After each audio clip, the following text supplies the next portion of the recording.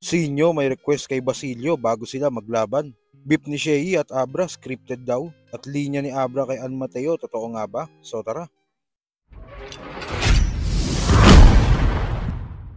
Isa nga sa hinihintay ng mga battle rap fans ngayong taon ay ang laban sa pagitan ni Basilio at Sinyo. Minsan na nga sinabi ni Basilio na pwede itong mangyari pagkatapos ng eleksyon. Election. Yes. Siguro after election. Yun o. Ito na. Tingnan natin kung anong pulso ng mga taong bayan. Siyempre na. Sinyo versus Basilio. Let's go!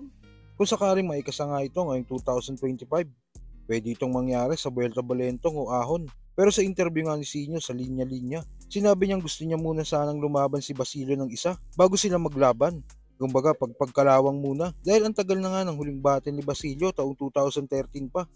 Finals pa ng 2x2. Kaya tingin ko mas maganda nga bumatal muna ng isa si Basilio bago kay Sinyo para magabay niya din ang tema ngayon ng battle rap. Pero ano din, kumbaga may nag-explain din sa akin na yung kay Basilio kasi parang na-realize ko din na nga no, siguro mas maganda kung hindi muna kami kaagad ni Basilio o sakaling babattle siya ulit kasi kumbaga ang tagal niyang walang battle eh.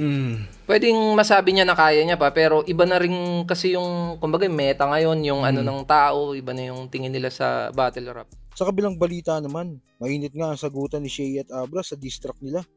Ramdam mong meron silang galit sa isa't isa. Pero ayon nga sa mga fans ay scripted daw ito. At meron lang daw silang ilalabas na kanta. Kaya nila ito ginagawa. Siguro kaya naisip ito ng mga battle rap fans. Dahil ito sa ginawa ni Wamos at Smaglas. Pero ayon nga kay Jonas ay malabong scripted daw ito. Dahil meron nang nadadamay na ibang tao. Buti sana kung sila lang dalawa nag-aasaran. Pero para idamay pang asawa at anak at namayapang magulang, ay malabo nang pinag-usapan nila ito. May point nga naman si Jonas dito mga kuis. Dahil kilala naman natin si Shea at Abra, kung meron man silang ilalabas na kanta, hindi na para gumawa pa ng issue, lalo at gantong kalala. Yung reaction ng tao sa scripted na away nila, akala siguro nung ibang tao is gumagawa sila si Shea tsaka si Abra ng ganito dahil may ilalabas silang kanta. Sa tingin ko po, hindi gagawin siguro yung mga asaran uubra pa na yung mga ganun. Pero yung may mga nadadamay na pong mga bata or mga namayapang tao, para dun lang sa ilalabas nilang kanta, gagawa sila ng ganun. Parang pakiramdam ko hindi kayang gawin ni Shea at ni Abra yun.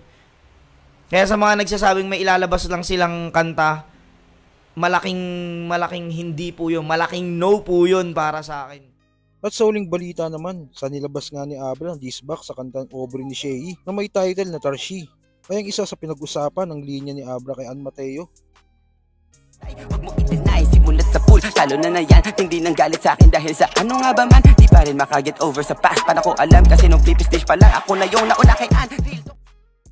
Dahil nga sa linya na ito ni Abra, ay lumabas ang mga dating litrato nila na magkasama at para bang tumutugma ang sinabi ni Abra about kay An Mateo.